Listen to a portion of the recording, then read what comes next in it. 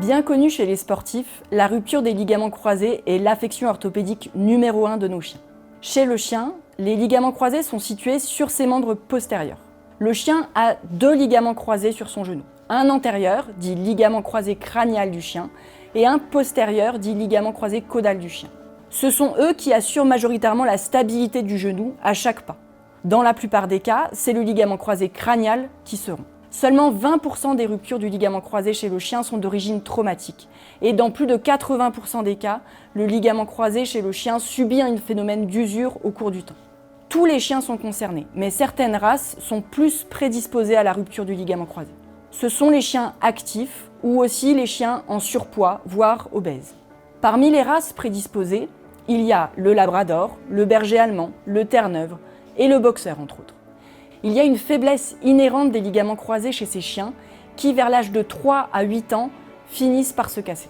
Un chien qui vient pour une boiterie du membre postérieur peut avoir subi plusieurs petits chocs sur son ligament croisé crânial qui finit par se rompre. N'attendez pas pour consulter et ne retardez pas l'intervention trop longtemps, car il y a un risque que l'arthrose évolue rapidement.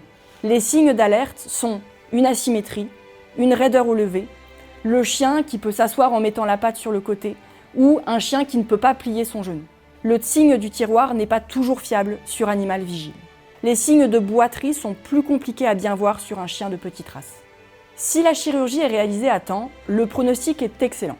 Plus de 95% des chiens récupèrent sans signe de boiterie suite à l'intervention.